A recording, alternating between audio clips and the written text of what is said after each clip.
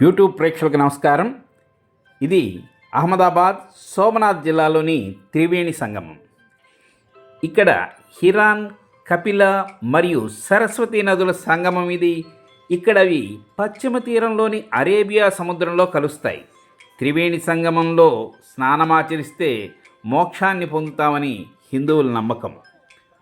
సముద్రాల దగ్గర ఉండే ఈ పక్షులను చూసారా? అవి పావురాళ్ళు అనుకుంటాం, లేదా వీలుతుంటే బాతుల్లాగా అనిపిస్తాయి. కాదండి, ఇవి సముద్రాల వాటి మధ్య తిరిగేటువంటి సీగల్స్ పక్షులు.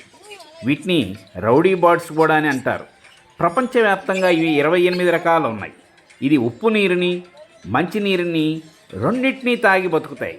విశేషం ఏంటంటే ఉప్పు నీరులోని ఉప్పును అది తీసుకునేటప్పుడే వేరు చేసేస్తుంది. దీని ప్రత్యేకత అది. ఇది చేపలు, పురుగులు, పండ్లు ఇట్లా తన జాతి పక్షుల గుడ్లను కూడా తింటాయిటండి. అలా వీటి సంతానానికి ఇవే శాపంగా మారాయి. ఈ పక్షులు తెలుపు, బూడిద రంగులో ఉండి రెక్కలు 5 feet వరకు కూడా ఉంటాయండి.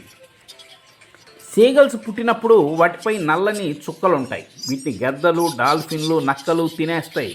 అవి కనుక ఉంటే 20 సంవత్సరాల వరకు బ్రతుకుతాయిట. అన్నీ పోగా మిగిలినవే ఇవ్వండి. అక్కడ చూడండి, పిల్లలంతా కూడా, ఆడపిల్లలు అందరూ కూడా, యూత్ అంతా కూడా ఫోటోషూట్ తీసుకుంటున్నారు. చాలా సరదాగా ఉంటుంది.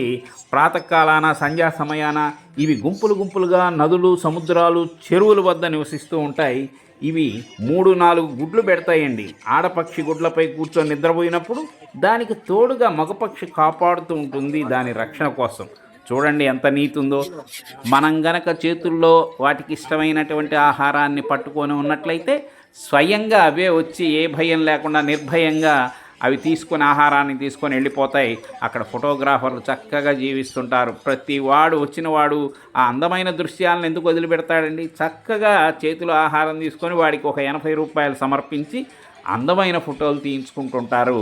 అక్కడికి వచ్చినటువంటి పర్యాటకులు ఆనందాన్ని పొందుతారు. మేము ఉదయాన్నే వెళ్ళామండి. చాలా మనసుకి ఆహ్లాదం అనిపించింది, ఎంతో హుషారు అనిపించింది. అక్కడి నుంచి కదిలి రాబుద్ది కాలేదు.